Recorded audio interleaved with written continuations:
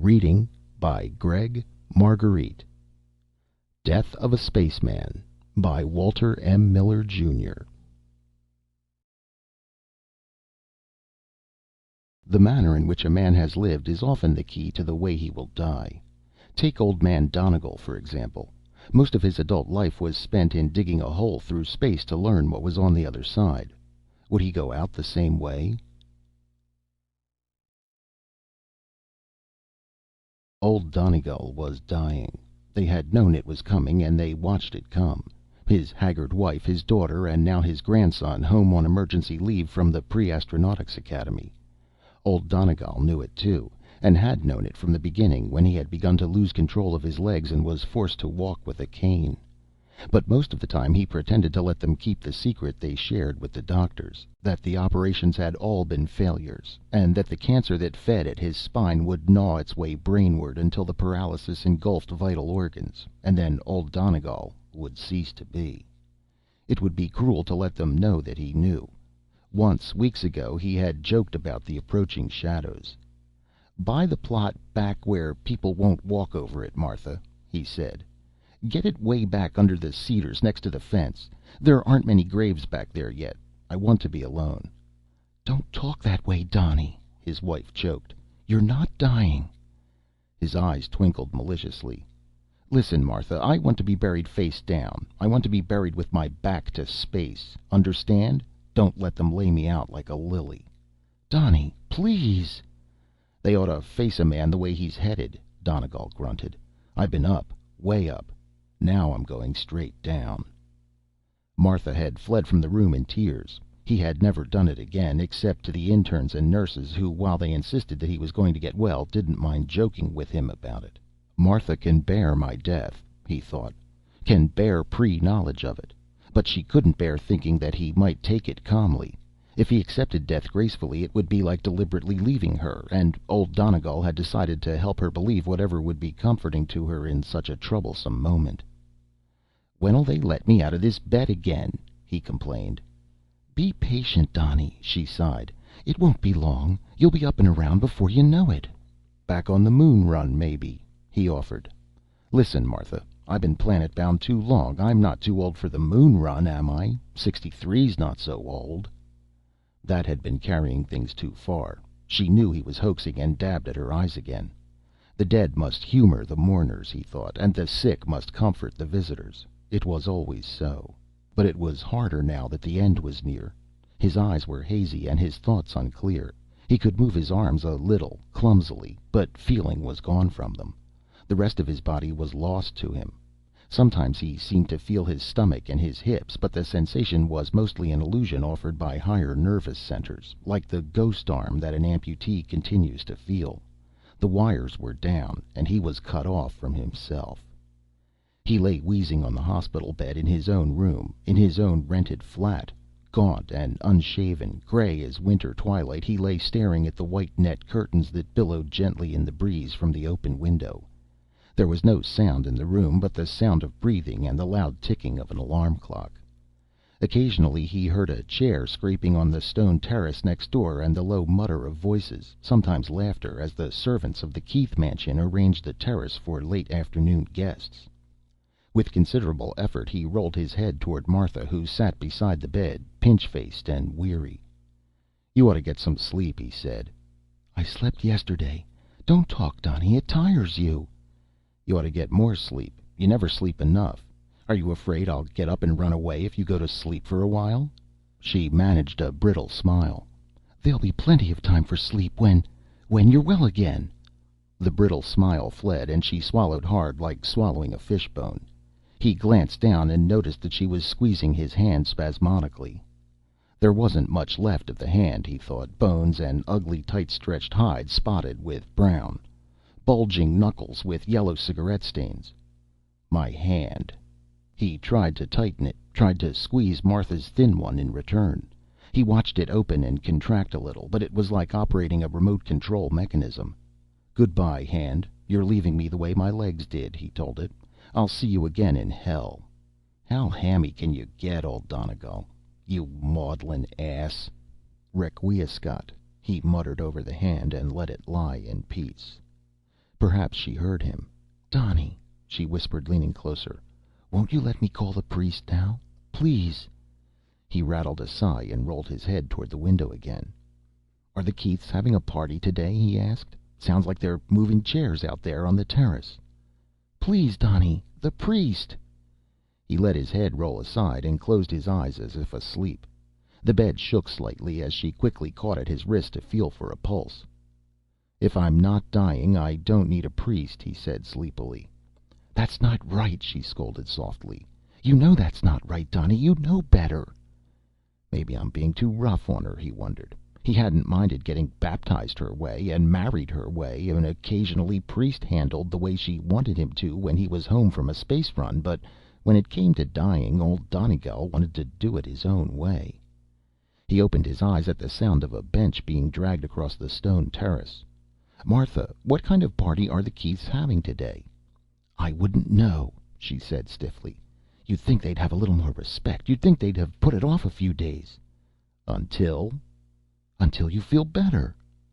"I feel fine, Martha. I like parties. I'm glad they're having one. Pour me a drink, will you? I can't reach the bottle any more." "It's empty." "No, it isn't, Martha. It's still a quarter full. I know. I've been watching it." "You shouldn't have it, Donnie. Please don't." "But this is a party, Martha. Besides, the doctors say I can have whatever I want. Whatever I want, you hear? That means I'm getting well, doesn't it?" "Sure, Donnie, sure. Getting well." "The whiskey, Martha. Just a finger in a tumbler, no more. I want to feel like it's a party." Her throat was rigid as she poured it. She helped him get the tumbler to his mouth. The liquor seared his throat, and he gagged a little as the fumes clogged his nose. Good whiskey. The best. But he couldn't take it any more. He eyed the green stamp on the neck of the bottle on the bed table and grinned. He hadn't had whiskey like that since his space days. Couldn't afford it now. Not on a blastman's pension. He remembered how he and Cade used to smuggle a couple of fifths aboard for the moon run. If they caught you, it meant suspension, but there was no harm in it. Not for the blast room men, who had nothing much to do from the time the ship acquired enough velocity for the long coaster ride until they started the rockets again for lunar landing. You could drink a fifth, jettison the bottle through the trash lock, and sober up before you were needed again. It was the only way to pass the time in the cramped cubicle, unless you ruined your eyes trying to read by the glow lamps. Old Donegal chuckled. If he and Cade had stayed on the run, Earth would have a ring by now like Saturn, a ring of old granddad bottles. "You said it, Donny boy," said the misty man by the billowing curtains. "Who else knows the Gegenschein is broken glass?" Donegal laughed. Then he wondered what the man was doing there. The man was lounging against the window, and his unzipped space rig draped about him in an old familiar way. Loose plug-in connections and hose ends dangled about his lean body. He was freckled and grinning. "Cade," old Donegal breathed softly. "What did you say, Donnie?" Martha answered. Old Donegal blinked hard and shook his head. Something let go with a soggy snap, and the misty man was gone. I'd better take it easy on the whiskey, he thought. You got to wait, Donegal, old lush, until Nora and Ken get here. You can't get drunk until they're gone, or you might get them mixed up with memories like Cade's. Car doors slammed in the street below. Martha glanced toward the window. "Think it's them? I wish they'd get here. I wish they'd hurry." Martha arose and tiptoed to the window. She peered down toward the sidewalk, put on a sharp frown. He heard a distant mutter of voices and occasional laughter, with group footsteps milling about on the sidewalk. Martha murmured her disapproval and closed the window. "Leave it open," he said. "But the Keiths' guests are starting to come. There'll be such a racket." She looked at him hopefully, the way she did when she prompted his manners before company came. Maybe it wasn't decent to listen in on a party when you're dying, he thought. But that wasn't the reason. "Donegal, your chamber pressure's dropping off. Your brains are in your butt end, where a spacer's brains belong, but your butt end died last month. She wants the window closed for her own sake, not yours." "Leave it closed," he grunted. "But open it again before the moon run blasts off. I want to listen." She smiled and nodded, glancing at the clock. "It'll be an hour and a half yet. I'll watch the time." "I hate that clock. I wish you'd throw it out. It's loud." "It's your medicine clock, Donnie." She came back to sit down at his bedside again. She sat in silence. The clock filled the room with its clicking pulse. "What time are they coming?" he asked. "Nora and Ken. They'll be here soon. Don't fret." "Why should I fret?" he chuckled. "That boy, he'll be a good spacer, won't he, Martha?" Martha said nothing, fanning at a fly that crawled across his pillow. The fly buzzed up in an angry spiral and alighted on the ceiling. Donegal watched it for a time. The fly had natural-born space legs. "I know your tricks," he told it with a smile, "and I learned to walk on the bottom side of things before you were a maggot. You stand there with your magnasoles hanging to the hull, and the rest of you's in free fall. You jerk a sole loose, and your knee flies up to your belly, and reaction spins you half around and near throws your other hip out of joint if you don't jam the foot down fast and jerk up the other. It's worse'n trying to run through knee-deep mud with snowshoes, and a man'll go nuts trying to keep his arms and legs from taking off in odd directions. I know your tricks, fly." But the fly was born with his magnasoles, and he trotted across the ceiling like Donegal never could. "That boy, Ken, he ought to make a damn good space engineer," wheezed the old man. Her silence was long, and he rolled his head toward her again. Her lips tight, she stared down at the palm of his hand, unfolded his bony fingers, felt the crackled calluses that still welted the shrunken skin, calluses worn there by the linings of space gauntlets and the handles of fuel valves and the rungs of get-about ladders during free fall. "I don't know if I should tell you," she said. "Tell me what, Martha?"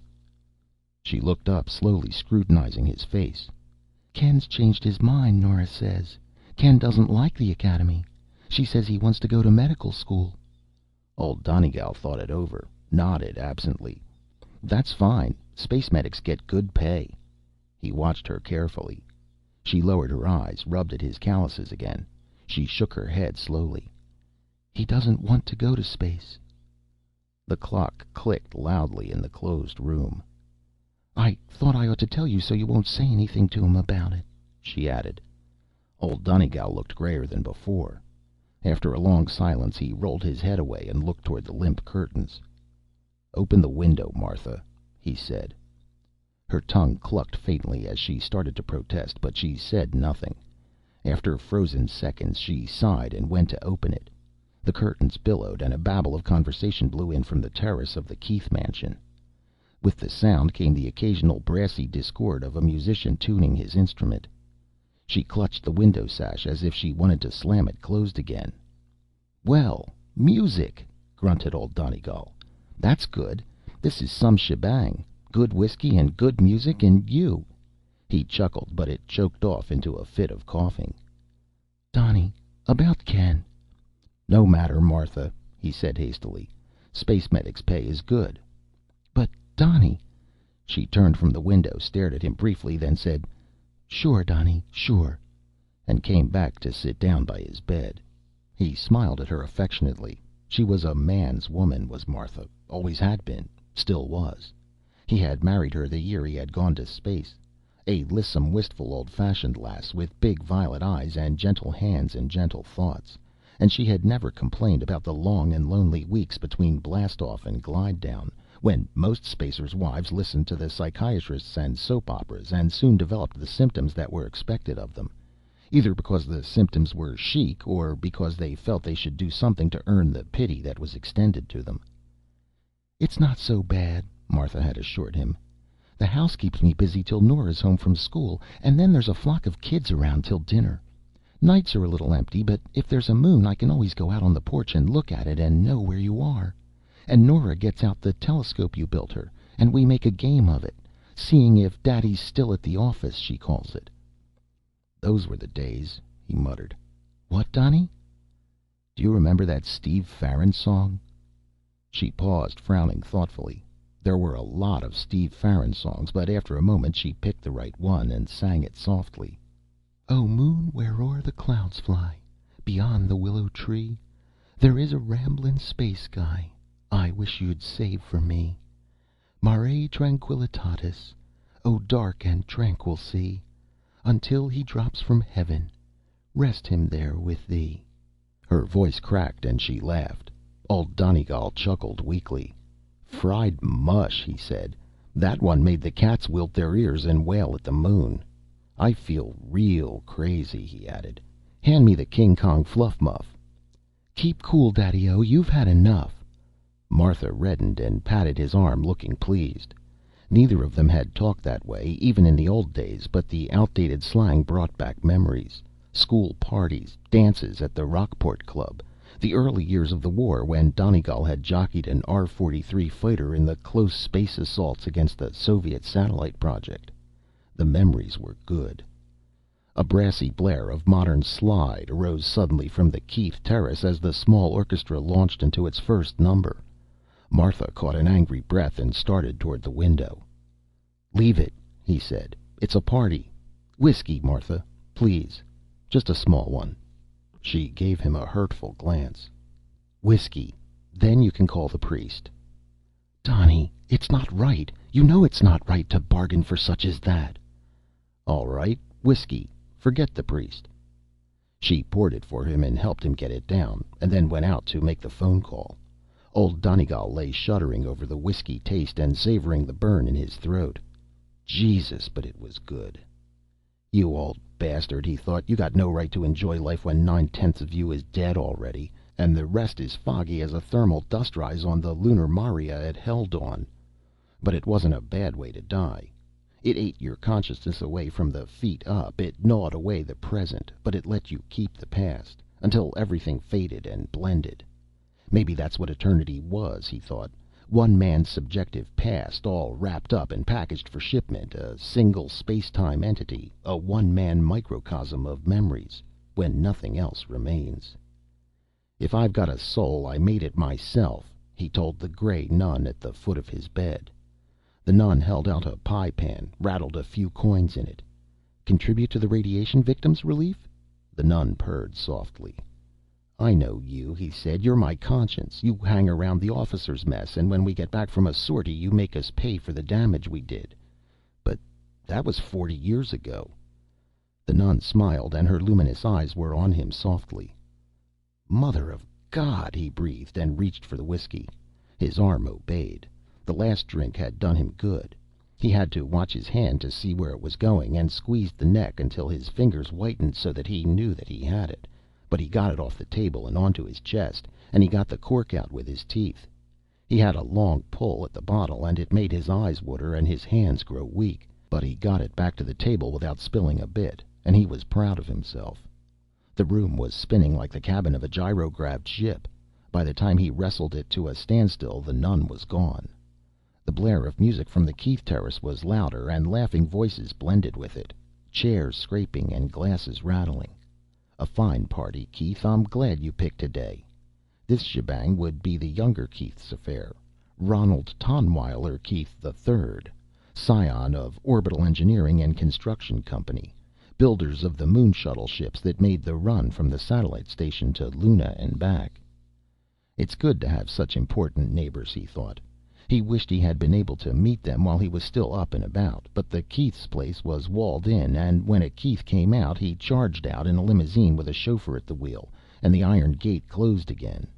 The Keiths built the wall when the surrounding neighborhood began to grow shabby with age. It had once been the best of neighborhoods, but that was before old Donegal lived in it.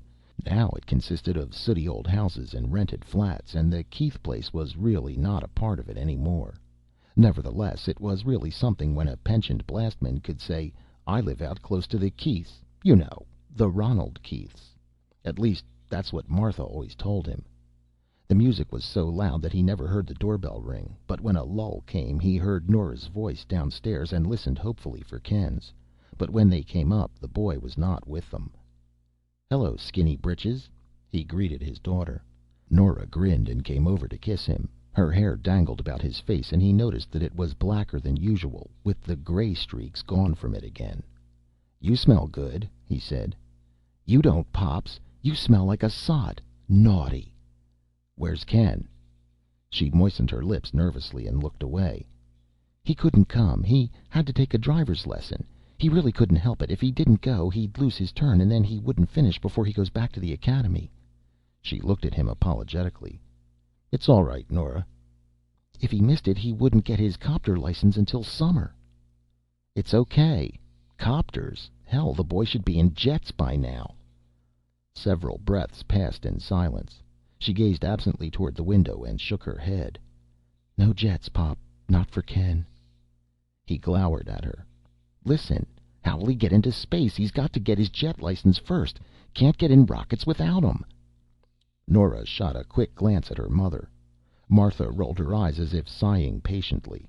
Nora went to the window to stare down toward the Keith terrace. She tucked a cigarette between scarlet lips, lit it, blew nervous smoke against the pane. "Mom, can't you call them and have that racket stopped?" "Donnie says he likes it." Nora's eyes flitted over the scene below. "Female butterflies and puppy dogs in sport jackets. And the cadets!" she snorted. "Cadets! Imagine Ron Keith the Third ever going to space. The old man buys his way into the academy and they throw a brawl as if Ronnie passed the compets." "Maybe he did," growled old Donegal. "Ha! They live in a different world, I guess." Martha sighed. "If it weren't for men like Pops, they'd never have made their fortune." "I like the music, I tell you," grumbled the old man. "I'm half a mind to go over there and tell them off," Norma murmured. "Let them alone, just so they'll stop the racket for blastaway." "Look at them. Polite little pattern cuts, all alike. They take pre-space because it's the thing to do, then they quit before the payoff comes." "How do you know they'll quit?" "That party. I bet it cost 6 months' pay. Spacers' pay," she went on, ignoring him. "And what do real spacers get? Ole gets killed, and Pop's pension wouldn't feed the Keith's cat." "You don't understand, girl." "I lost Ole. I understand enough." He watched her silently for a moment, then closed his eyes. It was no good trying to explain, no good trying to tell her the dough didn't mean a damn thing. She'd been a spacer's wife, and that was bad enough, but now she was a spacer's widow. And Ole? Ole's tomb revolved around the sun in an eccentric orbit that spun in close to Mercury, then reached out into the asteroid belt once every 725 days. When it came within rocket radius of Earth, it whizzed past at close to 15 miles a second. You don't rescue a ship like that, Skinny Britches, my darling daughter, nor do you salvage it after the crew stops screaming for help. If you use enough fuel to catch it, you won't get back. You just leave such a ship there forever, like an asteroid, and it's a damn shame about the men trapped aboard, heroes all, no doubt, but the smallness of the widow's monthly check failed to confirm the heroism, and Nora was bitter about the price of Ole's memory, perhaps. "Ouch! Old Donegal, you know she's not like that. It's just that she can't understand about space. You ought to make her understand." But did he really understand himself? You ride hot in a roaring blast room, hands tense on the mixer controls and the pumps, eyes glued to instruments, body sucked down in a four-gravity thrust, and wait for the command to choke off. Then you float free and weightless in a long nightmare as the beast coasts moonward, a flung javelin. The romance of space. Drivel, written in the old days. When you're not blasting, you float in a cramped hotbox, crawl through dirty mazes of greasy pipe and cable to tighten a lug, scratch your arms and bark your shins, get sick and choked up because no gravity helps your gullet get the food down. Liquid is worse, but you gag your whiskey down because you have to. Stars? You see stars by squinting through a viewing lens, and it's like a photo transparency. And if you aren't careful, you'll get an eyeful of old blinder and back off with a punch-drunk retina. Adventure? Unless the skipper calls for course correction, you float around in the blast cubicle with damn little to do between blastaway and moondown, except sweat out the omniscient accident statistics. If the beast blows up or gets gutted in space, a statistic had your name on it, that's all, and there's no fighting back. You stay outwardly sane because you're a hog for punishment. If you weren't, you'd never get past the psychologists. "Did you like horror movies when you were a kid?" asked the psych. "And you damn well better answer yes if you want to go to space." "Tell her, old man. You're her pop. Tell her why it's worth it if you know. You jail yourself in a coffin-sized cubicle, and a crazy beast thunders berserk for uncontrollable seconds, and then you soar in ominous silence for the long, long hours, grow sweaty, filthy, sick, miserable, idle somewhere out in the big empty, where man's got no business except the trouble he's always making for himself wherever he goes. Tell her why it's worth it, for pay less than a good bricklayer's. Tell her why Ollie would do it again." "It's a sucker's run, Nora," he said. "You go looking for kicks, but the only kicks you get to keep is what Ollie got.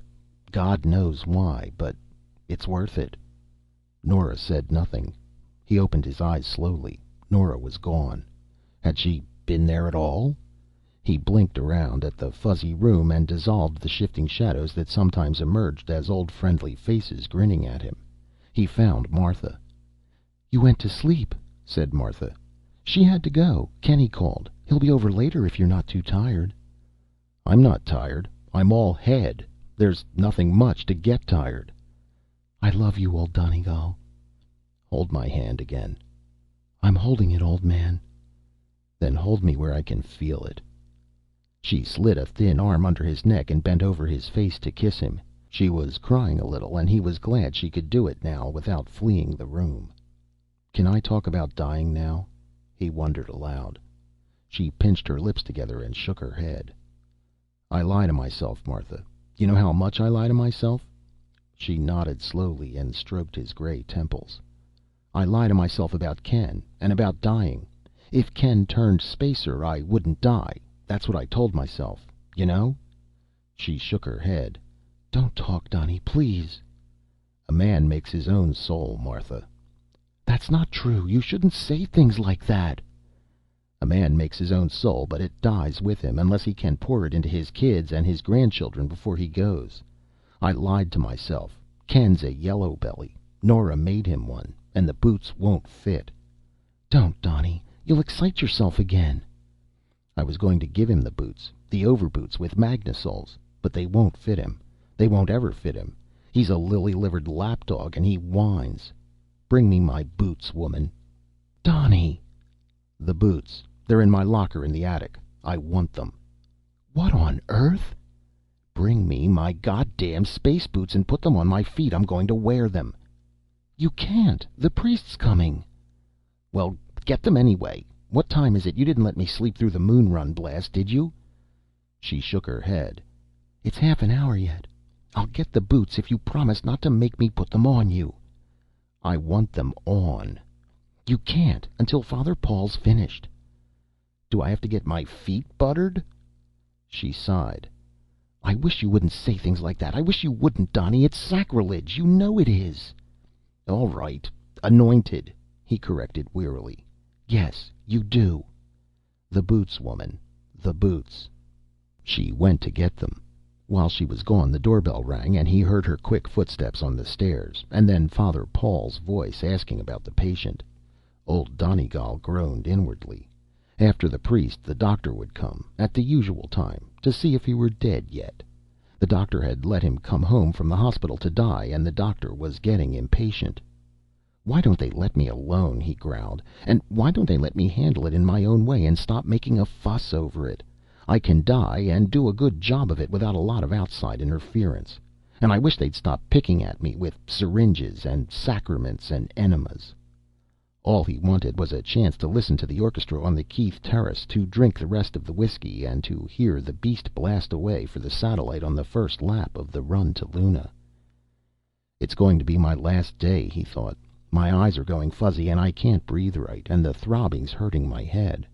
Whether he lived through the night wouldn't matter, because delirium was coming over him, and then there would be the coma, and the symbolic fight to keep him pumping and panting.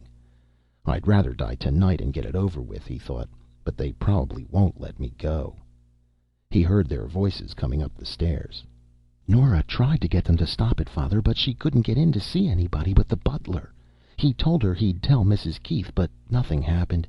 It's just as loud as before." "Well, as long as Donnie doesn't mind." "He just says that. You know how he is." "What are they celebrating, Martha?" "Young Ronald's leaving for pre-space training. It's a going-away affair." They paused in the doorway. The small priest smiled in at Donegal and nodded. He set his black bag on the floor inside, winked solemnly at the patient. "I'll leave you two alone," said Martha. She closed the door, and her footsteps wandered off down the hall. Donegal and the young priest eyed each other warily. "You look like hell, Donegal," the padre offered jovially. "Feeling nasty?" Skip the small talk. Let's get this routine over with. The priest harumphed thoughtfully, sauntered across to the bed, gazed down at the old man disinterestedly. What's the matter? Don't want the routine? Rather play it tough? What's the difference? He growled. Hurry up and get out. I want to hear the beast blast off. You won't be able to, said the priest, glancing at the window, now closed again. That's quite a racket next door. They'd better stop for it. They'd better quiet down for it. They'll have to turn it off for 5 minutes or so. Maybe they won't. It was a new idea, and it frightened him. He liked the music and the party's gaiety, the nearness of youth and good times, but it hadn't occurred to him that it wouldn't stop so he could hear the beast. Don't get upset, Donegal. You know what a blast-off sounds like. But it's the last one, the last time. I want to hear. How do you know it's the last time? Hell, don't I know when I'm kicking off?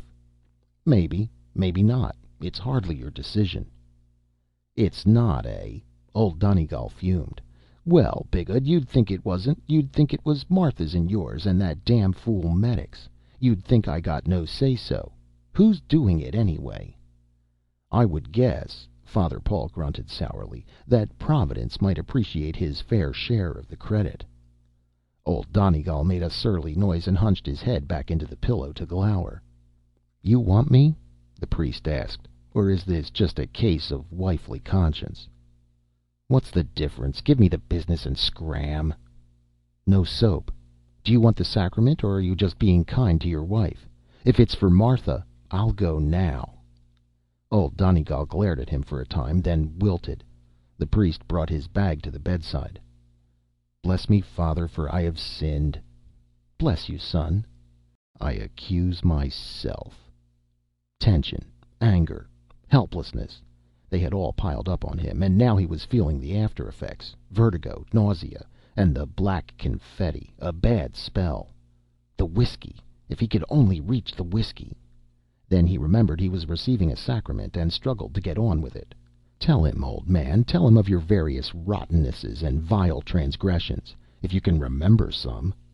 A sin is whatever you're sorry for, maybe. But, old Donegal, you're sorry for the wrong things, and this young Jesuitical gadget wouldn't like listening to it. I'm sorry I didn't get it instead of Ole, and I'm sorry I fought in the war, and I'm sorry I can't get out of this bed and take a belt to my daughter's backside for making a puny whelp out of Ken, and I'm sorry I gave Martha such a rough time all these years, and wound up dying in a cheap flat instead of giving her things like the Keiths had. I wish I had been a sharpster, contractor, or thief, instead of a common laboring spacer, whose species lost its glamour after the war. Listen, old man, you made your soul yourself, and it's yours. This young dispenser of oils, substances, and mysteries wishes only to help you scrape off the rough edges and gouge out the bad spots. He will not steal it, nor distort it with his supernatural chisels, nor make fun of it. He can take nothing away, but only cauterize and neutralize, he says. So why not let him try? Tell him the rotten messes. Are you finished, my son? Old Donegal nodded wearily, and said what he was asked to say, and heard the soft mutter of Latin that washed him inside and behind his ghostly ears. Ego te absolvo in nomine Patris. And he accepted the rest of it, lying quietly in the candlelight and the red glow of the sunset through the window, while the priest anointed him and gave him bread and read the words of the soul in greeting its spouse. I was asleep, but my heart waked. It is the voice of my beloved calling. Come to me, my love, my dove, my undefiled. And from beyond the closed window came the sarcastic wail of a clarinet painting hot slides against a rhythmic background. It wasn't so bad, old Donegal thought when the priest was done. He felt like a schoolboy in a starched shirt on Sunday morning, and it wasn't a bad feeling, though it left him weak. The priest opened the window for him again and repacked his bag. 10 minutes till blast-off, he said. I'll see what I can do about the racket next door. When he was gone, Martha came back in, and he looked at her face and was glad. She was smiling when she kissed him, and she looked less tired. Is it all right for me to die now? He grunted. Donnie, don't start that again. Where's the boots? You promised to bring them. They're in the hall, Donnie. You don't want them. I want them, and I want a drink of whiskey, and I want to hear them fire the beast. He said it slow and hard, and he left no room for argument. When she had got the huge boots over his shrunken feet, the magnasoles clanged against the iron bedframe and clung there, and she rolled him up so that he could look at them. Old Donegal chuckled inside. He felt warm and clean and pleasantly dizzy. "The whiskey, Martha, and for God's sake make them stop the noise till after the firing, please." She went to the window and looked out for a long time. Then she came back and poured him an insignificant drink. "Well?" "I don't know," she said. "I saw Father Paul on the terrace, talking to somebody." "Is it time?" She glanced at the clock, looked at him doubtfully, and nodded. "Nearly time." The orchestra finished a number, but the babble of laughing voices continued. Old Donegal sagged. "They won't do it. They're the Keiths, Martha. Why should I ruin their party?" She turned to stare at him slowly, shook her head. He heard someone shouting, but then a trumpet started softly, introducing a new number. Martha sucked in a hurt breath, pressing her hands together, and hurried from the room. "It's too late," he said after her. Her footsteps stopped on the stairs. The trumpet was alone. Donegal listened, and there was no babble of voices, and the rest of the orchestra was silent. Only the trumpet sang, and it puzzled him, hearing the same slow bugle notes of the call played at the lowering of the colors. The trumpet stopped suddenly. Then he knew it had been for him. A brief hush. Then thunder came from the blast station 2 miles to the west. First the low reverberation, rattling the windows, then the rising growl as the sleek beast knifed skyward on a column of blue-white hell. It grew and grew until it drowned the distant traffic sounds and dominated the silence outside. "Quit crying, you old fool, you maudlin ass." "My boots," he whispered. "My boots, please." "You've got them, Donnie." He sank quietly then. He closed his eyes and let his heart go up with the beast, and he sank into the gravity padding of the blast room, and Cade was with him, and Oley, and when Ronald Keith III instructed the orchestra to play Blast Room Man after the beast's rumble had waned, old Donegal was on his last moon run, and he was grinning. He'd had a good day. Martha went to the window to stare out at the thin black trail that curled starward above the blast station through the twilight sky. Guests on the terrace were watching it too. The doorbell rang. That would be Ken. Too late. She closed the window against the chill breeze and went back to the bed. The boots, the heavy, clumsy boots, they clung to the bed frame with his feet half out of them. She took them off gently and set them out of company's sight. Then she went to answer the door.